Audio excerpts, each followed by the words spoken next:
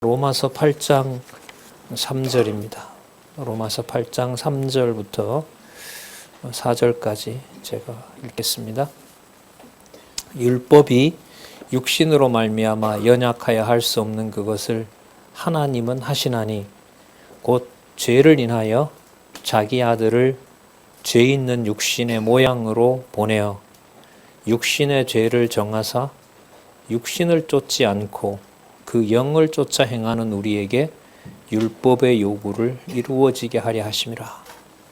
그 3절에 한번 보시면은요, 중간에 죄를 인하여 자기 아들을 죄 있는 육신의 모양으로 보내어 이렇게 나오죠. 그러니까 육신의 몸을 입은 것 자체가 이 로마서 8장에 의하면은 죄 있는 겁니다. 죄 있는 몸으로, 모양으로, 그 형상으로 보낸 거죠. 자, 근데 그 다음에 보면 육신의 죄를 정하사 이렇게 나오죠. 그러니까 육신의 모양으로 보냈고 또 보낸 모양의 죄를 정한 겁니다. 그러니까 죄를 지어서 죄를 정한 게 아니죠. 이걸 한번 좀 깊게 생각해 봐야 됩니다. 이 속죄론에서. 그 세상에 이런 경우는 없어요. 이런 건 있죠. 하지도 않았는데 억울하게 법의 피해를 보는 경우가 있죠. 그런 면에서 이제 로마서가 참 들어온 것 같은데, 제가 학교 다닐 당시에 친구들 보면, 운동하던 애들 보면, 그냥 뭐, 그 당시에 누구죠? 죽은 대통령, 전두환 씨인가요? 그 사람 정권 잡을 때잖아요. 뭐, 광주에 뭐 수백 명, 아직도 다 인원이 파악 안 되잖아요. 뭐 수백인지 수천인지. 그런 참담한 상황이었기 때문에, 뭐, 온전히 수업을 한다, 뭐, 그때까지도 국민윤리가 있었는데 그 수업 시간에 들어가면 교실이 그냥 난장판이 돼요.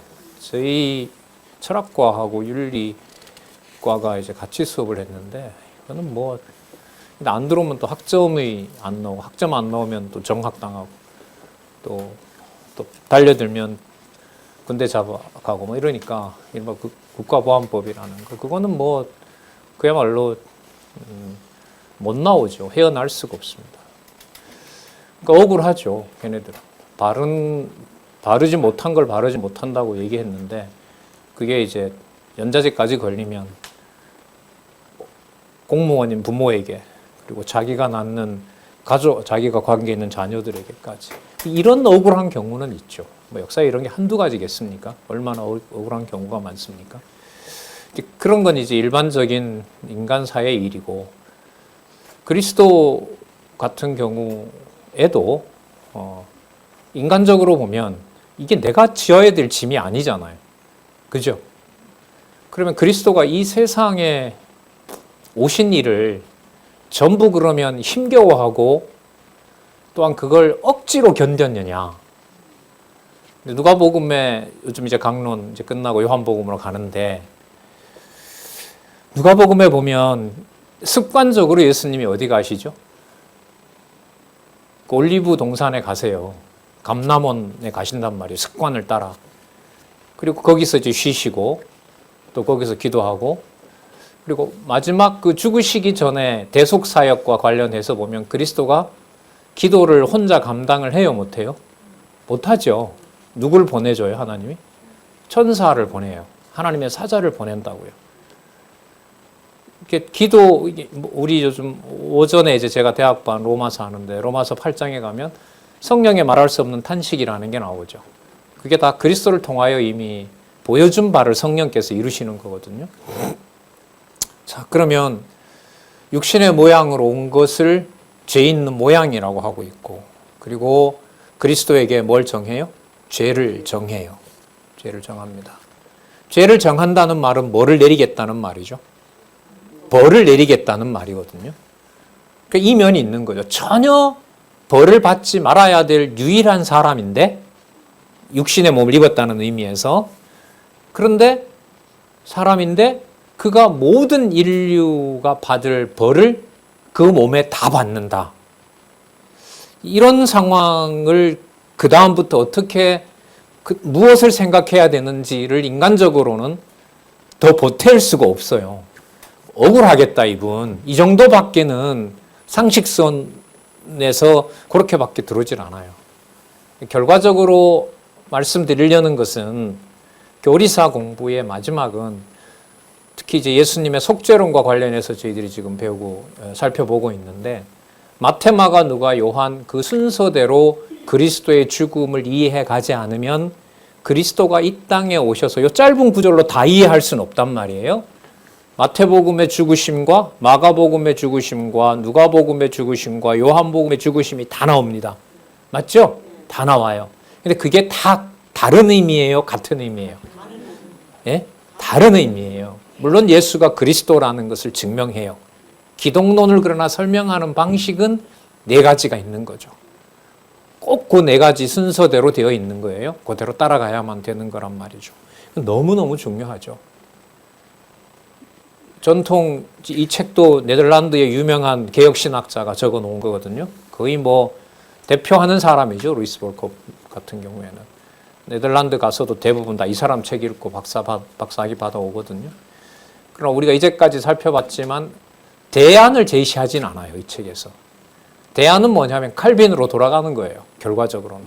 칼빈과 개혁자들이 얘기하는 겁니다. 그리고 성경으로 돌아가는데 구절로 돌아가는 거죠. 몇몇 부분, 구속사 중심으로 돌아가는 건데 지금 읽었던 이 본문에 보면 4절 한번 볼게요. 육신을 쫓지 않고 그 영을 쫓아 행하는 우리에게. 여러분 이때 우리라는 게 하나님의 자녀거든요. 그러면 육신을 쫓지 않는다는 말은 그리스도는 아까 육신을 입었다 그랬죠. 그죠? 근데 지금 이 표현을 보면 육신을 쫓지 않는다 그러잖아요. 우리가. 육신을 쫓지 않고 그 영을 쫓아 행하는 우리라는 거예요. 이 말은 육을 벗어났다는 거예요. 육 속에 갇혀 있다는 거예요. 육을 벗어난 존재라는 거거든요. 자, 우리에게 율법의 요구를 이루어지게 한다. 율법의 요구하는 바는 하나님을 사랑하고 이웃을 사랑하는 거예요. 한마디로 말하면.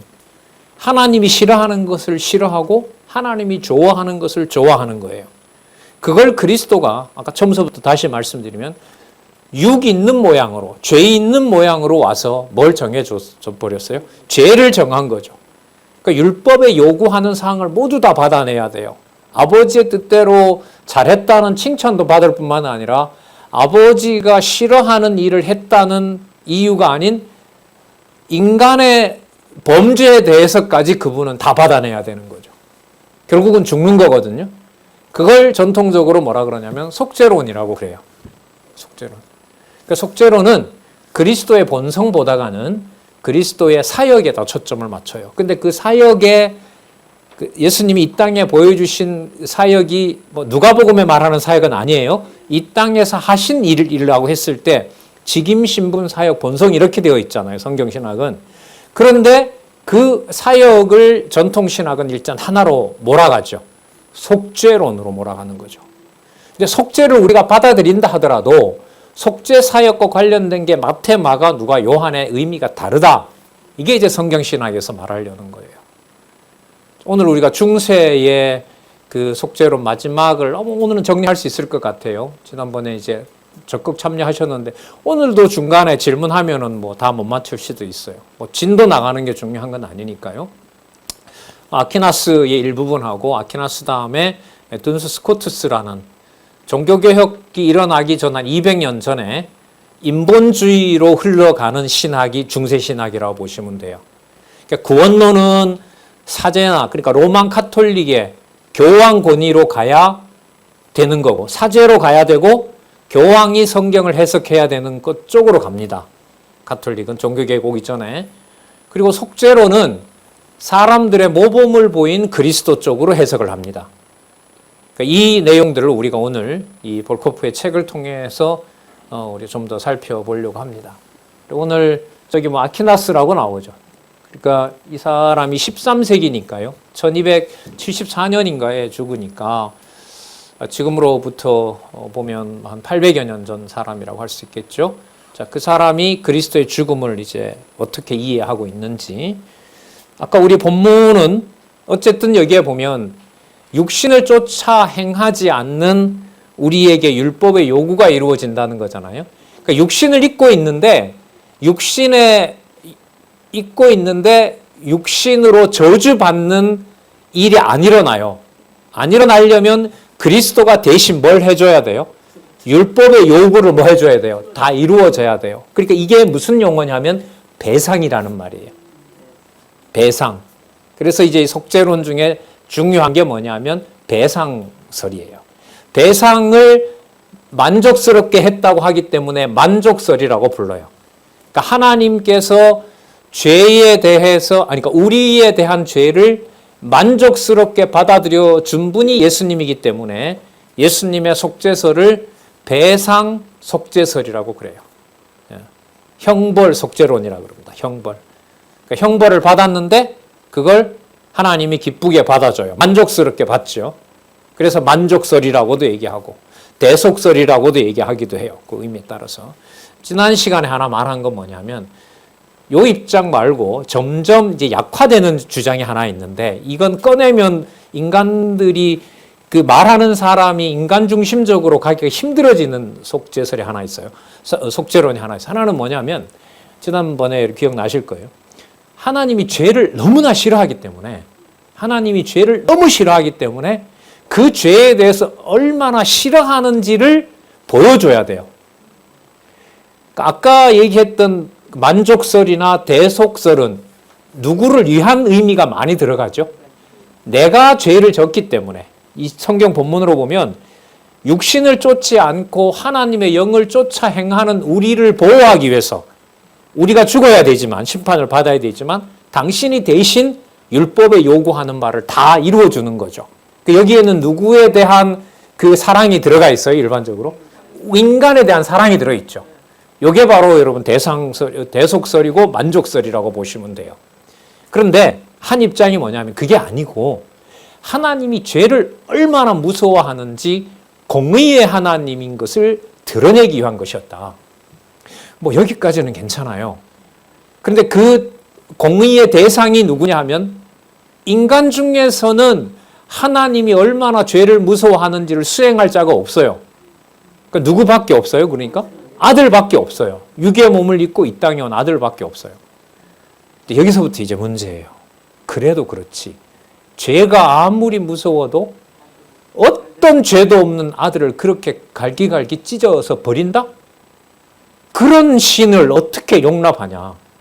오히려 반문을 하죠. 너 그런 신 이해가 되냐?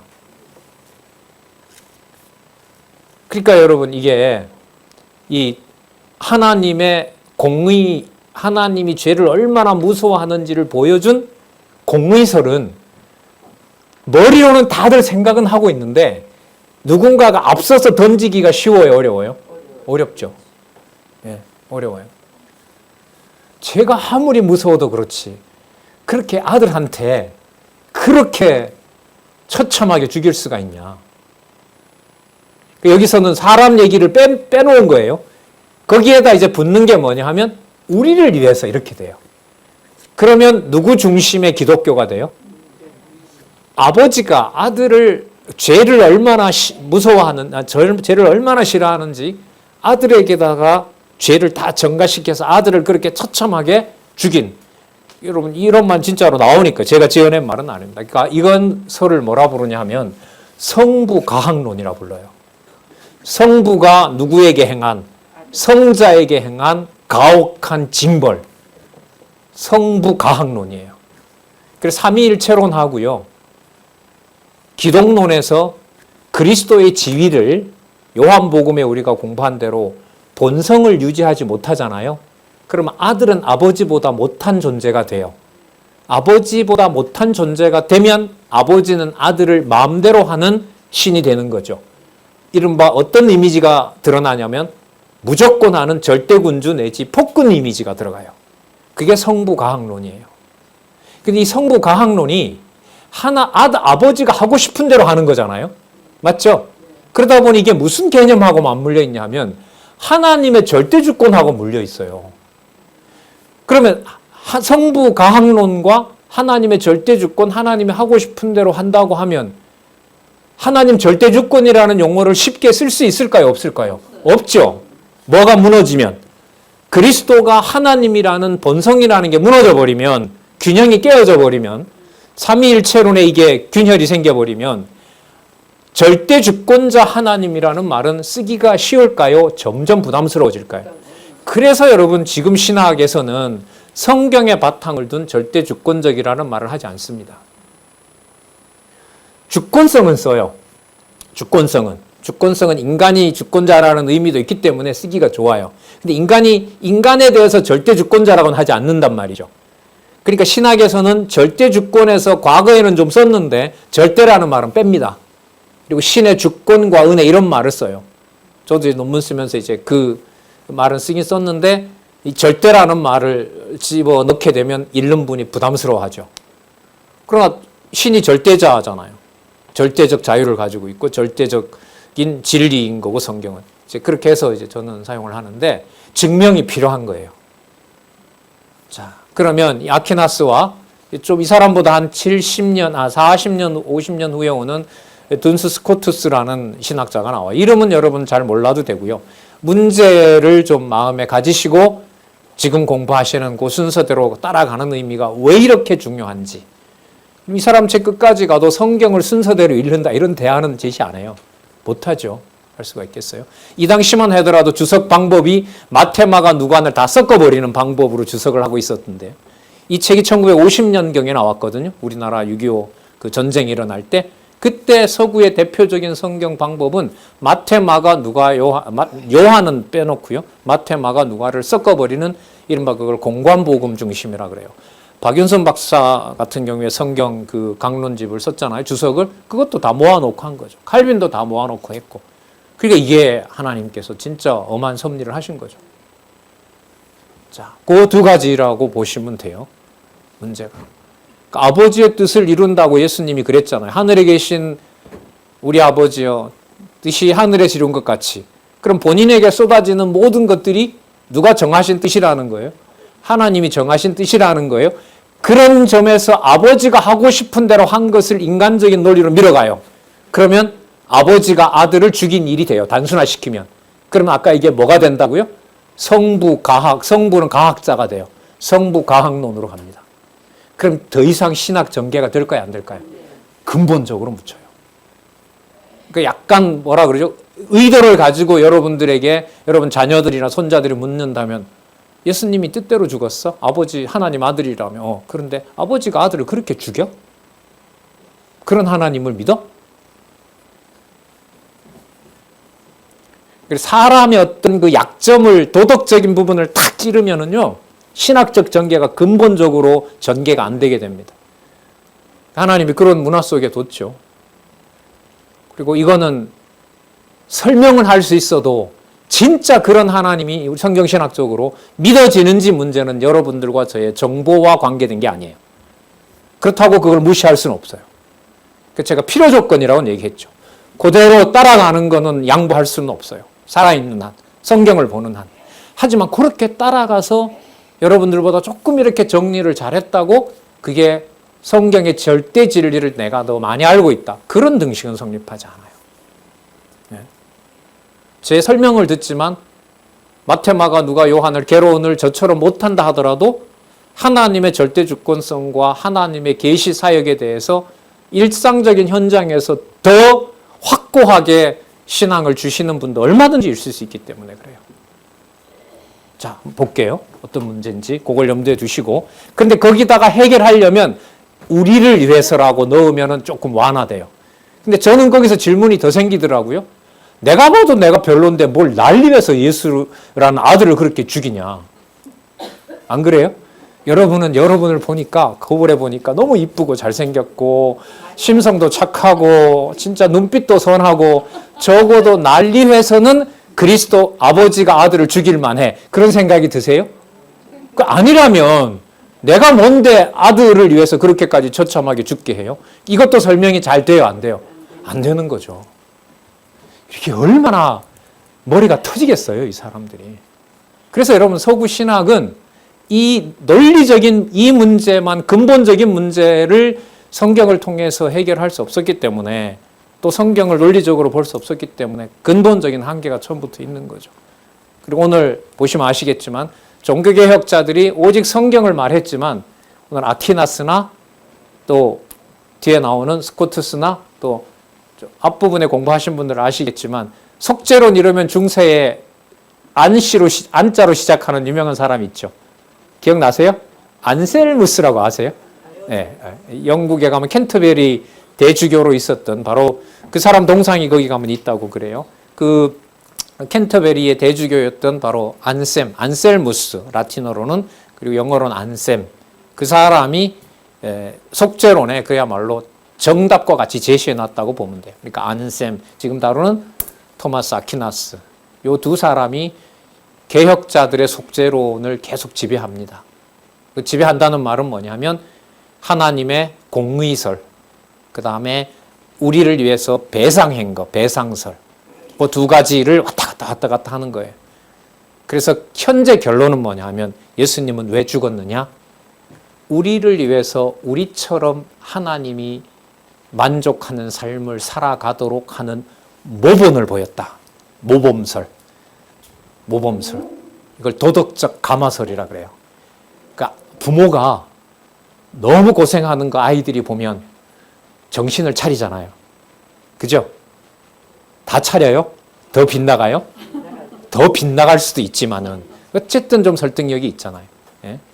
그런 거 있잖아요. 원하지 않는 며느리나 원하지 않는 사위를 데려왔을 때 딱 앉혀놓고 시작하잖아요. 야, 이 놈이라 하든지 내가 널 어떻게 키운 줄 아느냐. 요즘은 잘 안 나오는 것 같아요. 옛날 시골에서는 많이 봤죠. 교회 선배들이나 그 동네 보면 직장 갔다가 명절에 데려왔는데 성이 차지 않는 거예요, 아주머니가. 그러면 난리 나는 거죠, 명절이고 뭐고. 여기를 건드는 거죠, 도덕적 감정을. 그리고 도덕적으로 감화를 주기 위해서 하나님께서 아들을 어떻게 했다? 아들을 우리를 위해서 죽게 했다. 이게 여러분 인본주의 중심의 구속사인 거예요. 대부분 기독교는 이렇게 정리합니다, 속죄설을. 마태, 마가, 누가, 요한의 순서로 따라가지 않으면 예수님이 왜 죽었는지는 우리도 물어보면 헷갈린다는 거. 그 순서대로 가야 답이 있다는 거. 자, 결론부터 말씀드리고 볼게요. 자, 여기 한번 보시면은요, 아퀴나스는 범죄는 하나님의 법을 어긴 거예요. 그죠? 법을 어긴 거잖아요. 자, 그런데 법을 어긴 범법에 대해서 하나님은 공의의 심판을 실행하는 원천이다. 그 죄를 얼마나 싫어하는지를 보이는 것에 대한 원천이 하나님이다. 그런데 아까 그랬죠? 하나님 공의만 강조하게 되면 성부 하나님은 어떤 자가 된다고요? 가학론자가 돼요. 그러니까 더 이상 밀고 나가요, 못 나가요? 못 나가는 거예요. 그럼 뭘 넣어야 돼요? 우리를 위해서를 넣어야 돼요. 우리를 위해서. 희한하죠? 이렇게 비판하면서도 듣기에 저 짐을 우리를 위해서 졌다 이러면 반박하는 저 자신도 그 말이 듣기 좋아요. 이게 사람 본성인 것 같아요. 자, 보자고요. 하지만 공의의 심판이 반드시 배상적 속죄라는 방법만 필수 방법은 아니다. 이 사람이 900년 전에 한 말이에요. 뭐냐면 아들을 꼭 그렇게 죽여야만 되냐 이 말인 거예요. 천사를 죽이면 좋죠. 안 되나? 왜 꼭 아들을 죽여야 되냐 말이죠. 자, 그런 면에서 이 사람이 하는 말을 보아요. 하나님은 배상을 받지 않고 손해를 당하는 존재는 아니기 때문이다. 하나님이 자신이 꼭 어떤 배상을 받아내야 하나님은 만족스러운가? 그러면 여러분 이게 신적 속성 중에 자충족성이라는 게 훼손이 되거든요. 그러니까 아들을 꼭 그렇게 해야 죄에 대해서 본인이 가지고 있는 그 분노가 다 풀리냐 이 말이에요. 그건 아니잖아요. 그럼 자충족성이 무너지게 돼요. 충족한 분이 아니죠. 뭘 해야 만족을 받는다면. 그러면 이제 질문은 더 깊어져. 그러면 왜? 자, 그럼에도 불구하고 하나님은 배상적 속죄를 선택했고, 배상적 속죄는 우리를 대신해서 아들이 죽는 것으로 선택했고, 누가 선택해요? 아버지가 선택했다는 걸 되게 강조합니다. 아버지의 뜻대로 되었다. 아버지가 선택한 것이다. 그럼 여기서 문제가 뭐냐면 아버지가 선택하게 되면은요, 아들이 한 것은 동등한 것이 됩니까? 아들은 아버지에게 결정권을 맡기는 일이 됩니까? 아버지에게 아들을 만약에 아들이 결정권을 맡기는 거라면 성부와 성자는 같은 본성이에요? 아니에요? 아니에요. 이게 신학적인 문제인 거예요. 이걸 어떻게 풀겠냐 말이에요. 공부를 덜 해서 못 풀었다? 아니에요. 성경을 깨닫지 못하게 해서 못 푼 문제예요. 한마디 말에 인간 중심적으로 넘어가고 철학적인 걸로 아까 성부가학론으로 넘어가게 되는 거죠. 성부가학론과 절대 주권성은 하나님이 신앙을 주고 안 주고에 따라서 여러분 종이 한 장 차이입니다. 하나님 정하신 대로 다 한다? 그런 하나님의 존재가 살아계신 것으로 믿어진다? 아니면 그런 하나님이 세상에 어떻게 믿냐? 끝나는 거죠, 그걸로. 자, 이 설명을 보면 아버지와 아들의 관계는 동일 본질. 요한복음 생각하시면 돼요. 본성이 누구이시다? 로고스의 본성은 하나님이다. 나를 본 자는 아버지를 봤다. 동일 본질보다 서로 분리돼요. 아들이 행하고 아버지가 뭐 해주는 걸로? 선택하는 걸로. 그래서 선택, 의지 이런 말이 많이 나옵니다. 자, 각해놨은 고난과 죽음만 속죄가 아니라 그리스도의 모든 행위가 속죄에 기여했다고 본다. 그러니까 그리스도가 죽는 문제가 부담스러운 거죠. 그럼 이 땅에 와서 한 행동도 속죄와 관련이 되기 때문에 이건 왜 이런 말을 하느냐. 우리도 꼭 큰 희생을 해서가 아니라 생활 속에서 잘하면 그게 뭐가 된다? 속죄가 된다. 중세시대 때 잘하는 건 누구 말 잘 듣는 걸까요? 성경도 볼 수 없던 시대니까 사제의 말을, 주교의 말을 잘 들으면 돼요. 교황집에 있는 교서를 따라서 살면 되는 거죠. 그러면 지옥 가지 않고 천국 가는 거니까. 자, 이렇게 되면 그리스도의 고난과 죽음은 속죄의 필수 요소가 아니에요. 그럼 그리스도는 꼭 죽어야 될 이유가 없어요. 자, 꼭 죽을 이유가 없다고 하면 답이 해결되느냐? 그러면 그리스도는 십자가에 달려 돌아가신 게 우연한 일인 거죠.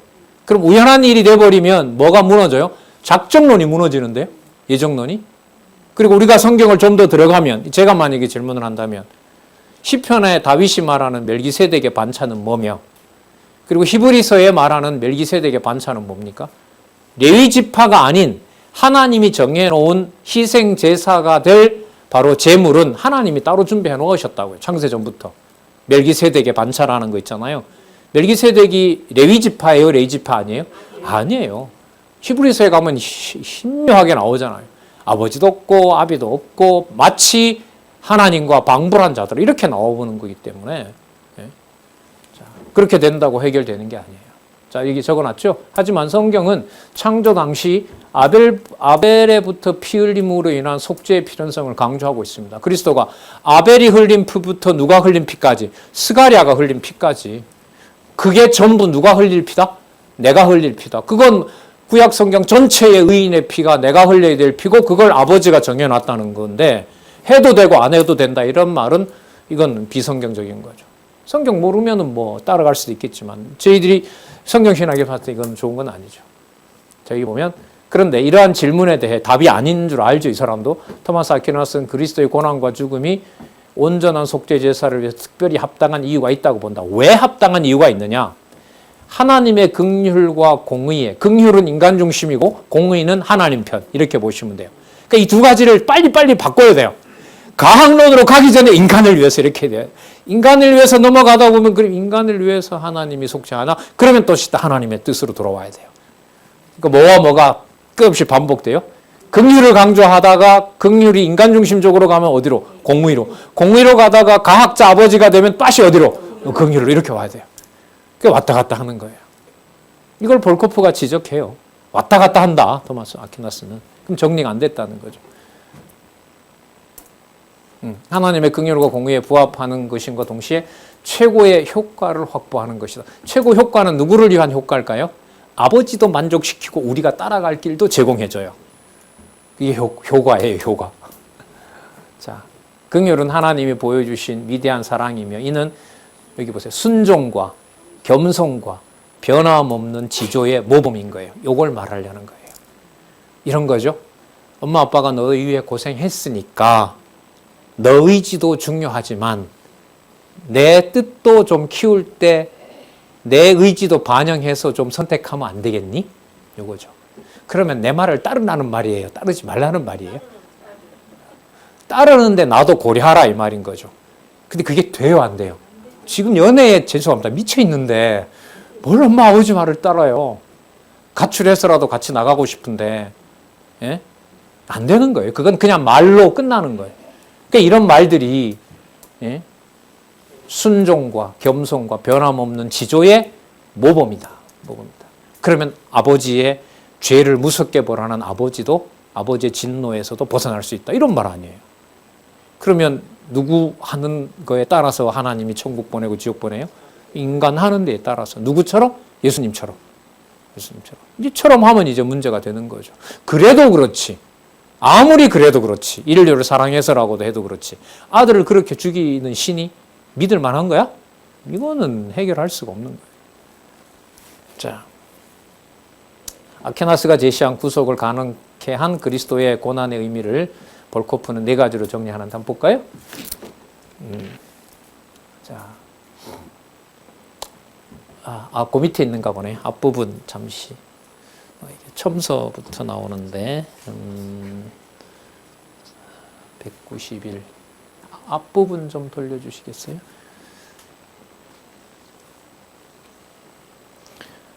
예, 여기에 보면 네 가지인데 죄송합니다. 뭐 여기 있네요. 먼저 구원의 축복이 죄인에게 넘겨진다는 거죠. 어쨌든 그리스도가 죽음으로 해서 그 복은 누구에게로 오게 돼 있어요? 그리스도가 죽으셨으니까 그 속죄의 은혜가 누구에게 오게 돼 있어요? 인간에게 온다. 사람이 다 하는 것은 아니다 이 말이에요. 뭐 그런가 해요. 자, 그다음 두 번째. 그다음은 그리스도 고난의 위대함이 필요한 공로를 초과하는 여분이 되어 배상적 속죄는 물론 하나님과 인간의 신비적 연합의 정황을 알게 한다. 무슨 뜻이냐 하면 여러분 낙수 효과라는 거 알아요? 물이 꽉 차면 그 물이 어떻게 흘러 넘치잖아요. 그죠? 국가에 돈이 많으면 어딘가에서 돈이 바깥으로 빼돌리지만 않는다면 어딘가에 뭐야? 떨어지잖아요. 그럼 경제가 돌아간다는 거 아니에요. 경제적으로 낙수 효과라 그러잖아요. 자, 이게 뭐냐 하면 그리스도가 한 일이 너무 크기 때문에 아버지가 받을 만한 것을 충분히 받고 얼마나 인간적인가 들어보세요. 이게 뭐 거창하게 저기 해놨지만은 아버지가 받아서 충분히 흡족해요. 그런데 그게 부족해요. 남아요. 12광주리가 남는 것처럼. 그게 뭐예요? 흘러 넘친 거예요. 넘쳐가지고 그게 누구한테로 가요? 우리가 하나님 백성에게 그게 갔다는 거예요. 이게 필요한 공로를 초과해서 여분이 생긴 거라는 거예요. 그럼 성경에 이런 내용이 나올까요? 예.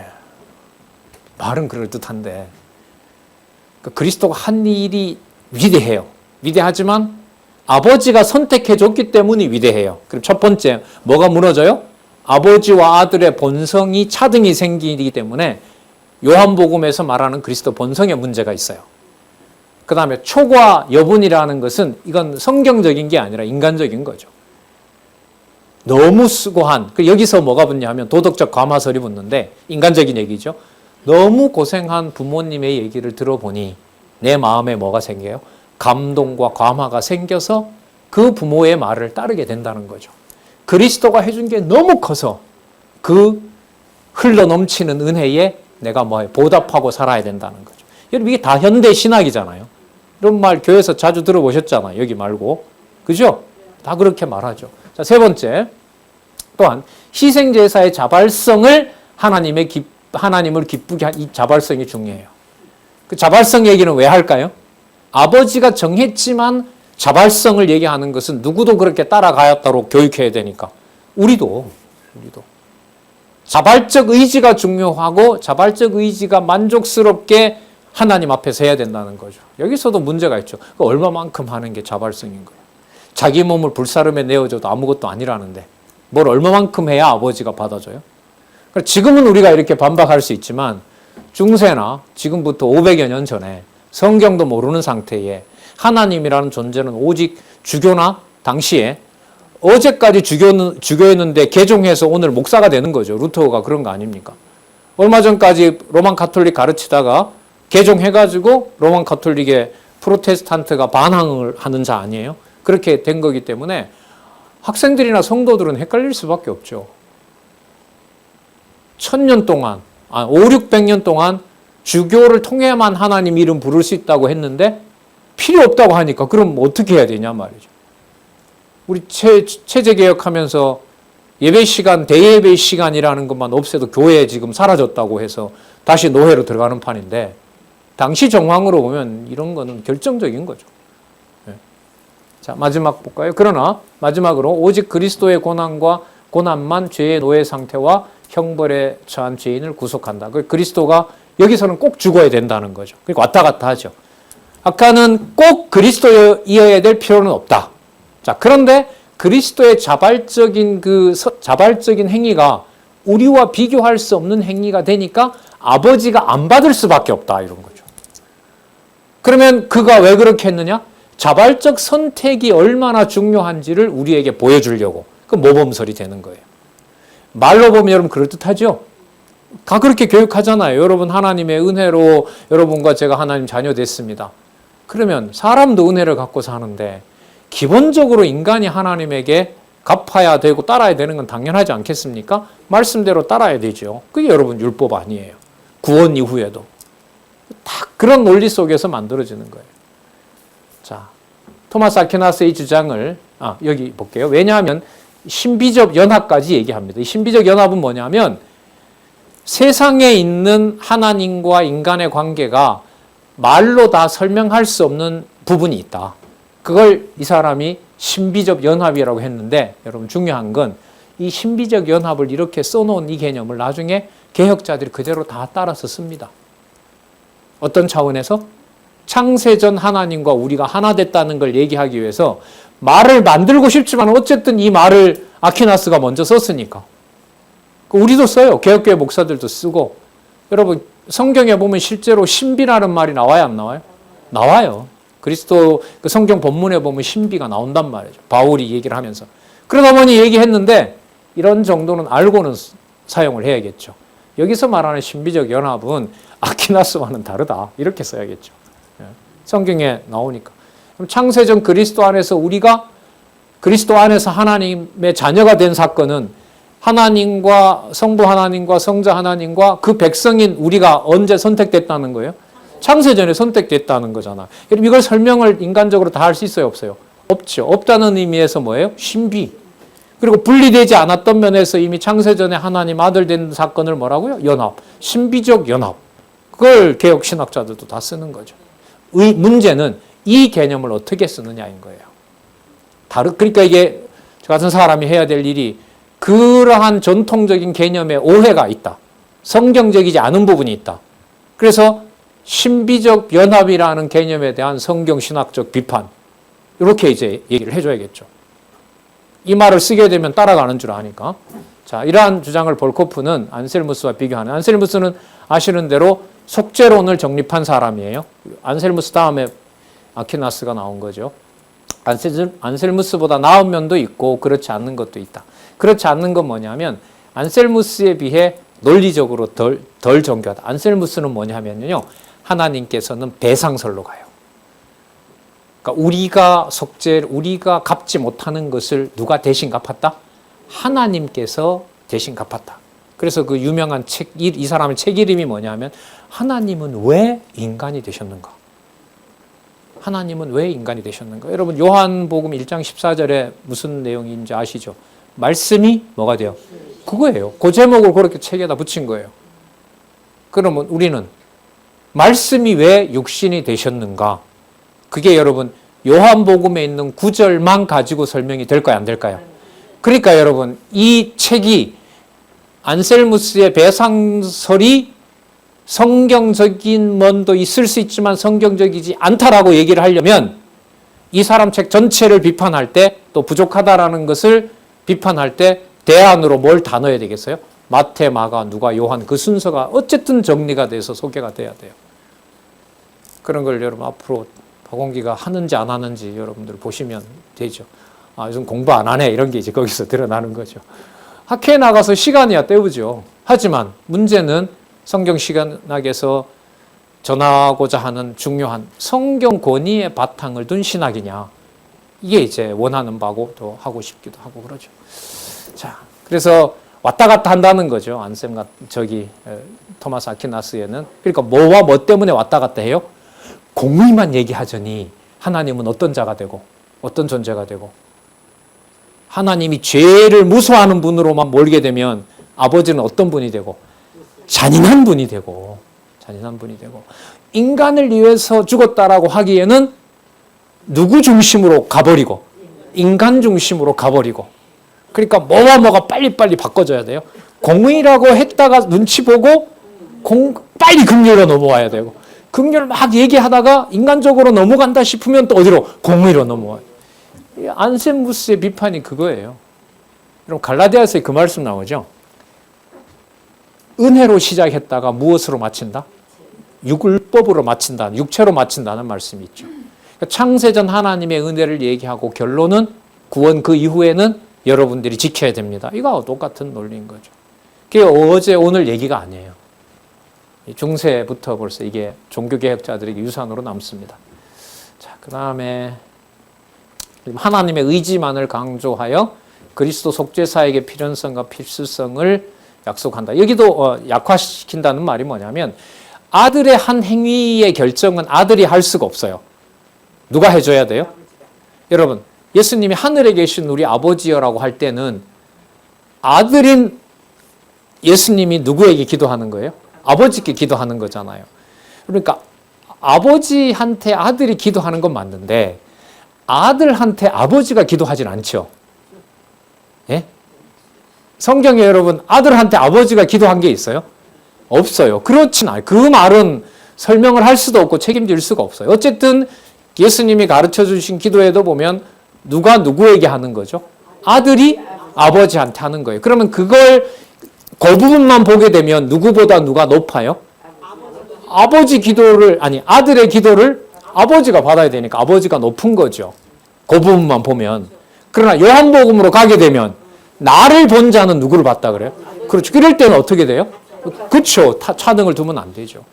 요한복음 1장 1절에 태초에 말씀이 계시니라. 그 말씀이 하나님과 같이 계셨고 곧 하나님이라. 분리도 되고 동일하게도 되고. 그걸 여러분 어떻게 설명하냐 말이에요. 방법은 하나밖에 없어요. 마태마가 누가까지 와야 요한복음 1장 1절에 그게 증명된다는 거죠. 성경신학에서는. 그래서 절대로 그 페이지를 띄워놓으면 안 되는 거예요. 안 되는 거예요. 마태복음 처음부터 시작해서 누가복음 22장 마지막 절까지 끝나서 그러므로 태초에 말씀이 계셨고 그 말씀이 하나님과 함께 계셨고 그가 곧 하나님이라. 그렇게 연결이 돼야 돼요. 또 그 해석은 또 들어가서 또 봐야 되겠죠. 이런 면에서 여러분 쉬워요? 어려워요? 어려워요. 시간이 많이 필요해요. 저도 국내에 있으니까 여러 가지 또 일들도 하면서 논문을 쓰다 보니까 많이 지체됐는데 집중적으로 성경신학을 다 공부를 하고 전통신학에 여러분 전통신학이 그냥 이게 이론으로 끝나는 게 아니라 이런 중세의 신학이 어디까지 다 지배를 해버려요? 가정교회와 성도생활 자체를 지배해버려요. 그러니까 관심을 가질 필요가 있다는 거죠. 예. 그러니까 당장 과학론자로 가버리게 되면 기독교고 뭐고 다 끝나요, 그날로. 예. 자, 신은 죽어야 되는 거예요. 그 정도 되면. 저런 신이 있으면 돼? 죽어야지. 예. 자, 볼게요. 고난과 죽음을 통한 속죄 불필요성 주장은 이후 아버지가 아들의 고난과 죽음을 수용했을 뿐이라는 둔스 스코투스의 인정설로 향하게 된다. 오늘 둔스 스코투스는 놔둬야 될 것 같은데요. 자, 이 둔스 스코투스는 여기에서 어느 쪽으로 간 거냐면 여기 볼까요? 그리스도의 속죄사에게 필연성과 필수성을 약화시킨다라는 거예요. 이 토마스 아퀴나스가. 자, 그리스도의 고난과 죽음을 통한 속죄가 반드시 필요하지 않다는 주장은 이후에 아버지가 아들의 고난과 죽음을 뭐 했을 뿐이다? 수용했을 뿐이다. 그러면 그리스도가 꼭 죽어야 될 이유가 있어요? 없어요? 없어요. 그리스도가 꼭 죽어야 될 이유는 없어요. 그냥 우연히 인간이 범죄했기 때문에 죽은 게 돼요. 그러면 하나님의 뜻대로 원래 정해져 있는 게 아니죠. 아니게 돼요. 아니게 되는데 왜 했느냐? 오늘 많이 나왔던 거. 우리가 그런 길을 갈 수 있도록 뭘 보여준 분이다? 모범을 보여준다. 그러면 둔스 스코투스는 어디에 초점을 맞추느냐? 우리에게 도덕적으로 영향을 주고 우리가 따라갈 수 있는 길을 닦아준 분으로 그리스도. 하지만 이쯤 되면 누구와 누구의 동일한 신적 본성은 깨져버린다? 그러면 마태, 마가, 누가까지도 물론 안 왔지만 요한복음 전체가 이 논리에 의하면 들어올 여지가 있다 없다? 여러분 이게 여러분 전통 신학입니다. 수억을 내고 미국 가서 속죄론을 배우려면 이 사람들 안 다루면 안 돼요. 근데 여러분 이렇게 다루어서 결론이 날까요? 안 나요. 그게 여러분들과 제가 성경 신학을 통해서 마태, 마가, 누가, 요한을 그대로 따라가 보자는 이제 호소입니다. 또 그렇게들 또 잘 하고 계시고요. 자, 다음 시간에 둔스 스코투스라는 사람. 그러니까 아퀴나스가 갈팡질팡하면서 균형을 잡지 못하는 사이에 무게는 신으로 갔다? 신으로 갈 수 있다 없다? 없다. 왜? 과학론자가 되니까. 그럼 누구 중심으로 올 수밖에 없다? 그렇죠. 이게 여러분 구속사라고 보시면 돼요. 성경 아니면 다양이 없다.